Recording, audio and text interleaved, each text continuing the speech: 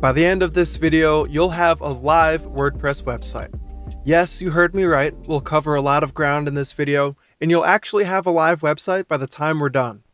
If you watched my last video, you'll know that you need a domain name picked out at this point, so go ahead and decide on a domain name now if you haven't already, but don't purchase it quite yet. In order to get your site online, the next thing you need is hosting. When someone visits your domain, your site's content will be delivered to them by a server. Without a server, you would just see an error page like this. So, in other words, no server means no website. A server is a piece of hardware. I'm sure you've seen photos of a server rack or something like this before. Well, only the biggest companies in the world use their own servers these days. Companies like Google and Amazon, for instance. For everyone else, we pay another company to rent use of their servers. When you rent space on someone else's server, we call this hosting. So to summarize, you need to pay for hosting so that your site will load when someone visits your domain. And that's why the next step to create your site is to select a hosting company. When it comes to choosing a host, there are lots of options available. Since launching my first website 9 years ago, I've tried hosting with Bluehost, Gandhi, WP Engine, WPX, and Kinsta. I use Kinsta for all of my sites now, and while I love their service, I'm not going to recommend them to you too because their plans start at $30 a month. Their hosting is excellent, but honestly, I feel bad recommending that you pay that much, knowing that it takes time to make a new website profitable. Once your website is making money, I think switching to Kinsta is an excellent idea, but to get started, I'm going to recommend the same host that I used to create my first WordPress website, which is Bluehost. Bluehost is very affordable with prices as low as $2.95 per month. Your site will load fast, and the dashboard is pretty slick too.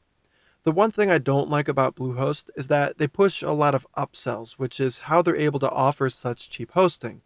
But as long as that doesn't annoy you too much, then I think they're the best host to get started with.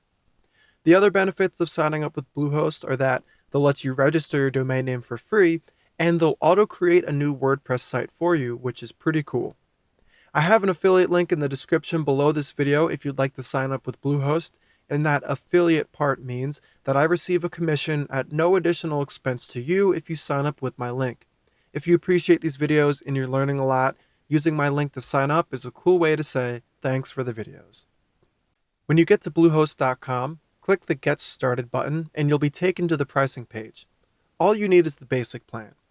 You'll get more than enough storage for images and content, unlimited bandwidth, and it's good for one domain. If you plan on creating multiple websites, you might want to select the Plus option, but you can always upgrade later and save the money now. Click the Select button and on the next page, you can use this field on the left to enter in the domain name you want to register. This gets you the free domain, and Bluehost will auto-configure your DNS zone for you, which will get your site online faster. Click the next button to move on to the sign-up page, and everything that you see here is pretty typical for a sign-up page, but I just want to point out a few things. Like most hosting companies, Bluehost will ask you to pay annually. You can purchase 1 to 3 years of hosting at sign-up, but it's not a contract or anything like that. So if you sign up for a few years and you decide in the future that you want to cancel your plan, you'll be refunded for any of the time that you didn't use. In the Package Extra section, you can research the security and SEO tools to see if you'd like them, but personally, I don't pay for them. The one thing that you definitely do want to pay for is the domain privacy protection. If you don't get privacy protection for a domain name, your full name, your email address, your phone number, and your billing address are all publicly available for anyone to find with a Whois lookup tool. To make matters worse, there are loads of companies out there with automated systems that track newly registered domains and add your contact info into a list so they can cold call you later. So trust me, you definitely want to turn this on or you're going to start getting spam phone calls by tomorrow. Once you complete the sign up, you'll see this page where you can click the Create Account button and you'll be asked to set your password. Type in a secure password and click Create Account to finalize the account creation process. You'll be presented with this page saying your account is ready and you can click the Go to Login button. We're so close to finishing the sign up process now, so just enter in the password you created and click Login to log into the Bluehost dashboard. Bluehost includes two onboarding steps when you first log in. First, you can enter your site's title and tagline into these fields, but both of these can be edited later from the WordPress dashboard, so you can skip them both right now if you're not ready. Below, they'll ask you if you're going to use a blog or an online store, but all this does is install a few recommended plugins on your site. In my opinion, WordPress is a lot more confusing to learn when you start with a few plugins auto-installed, so I recommend that you leave both of these unchecked even if you are going to make a blog or an e-commerce store. Once you're done, click the Continue button to advance to the second step of the onboarding process.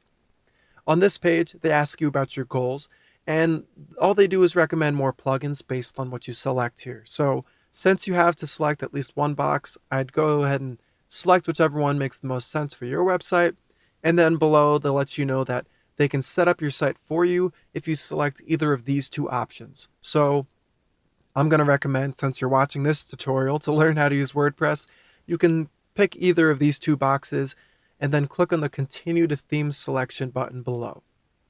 On this page, you'll find hundreds of free themes you can choose from, but there are better ways to preview themes for your site. Also, it's a little bit early to select a theme, so we're going to put that off for now and come back to it in a future video. I'll give you a detailed step-by-step guide to pick the perfect theme in a future video. So for now, click the skip button at the bottom and you'll finally be taken to the Bluehost dashboard. That felt like a lot of steps, but you now have access to your hosting dashboard, and even better, you actually have a live WordPress website. In the next video, you'll take a quick tour around the Bluehost dashboard and then log into your site for the first time. I'll see you there.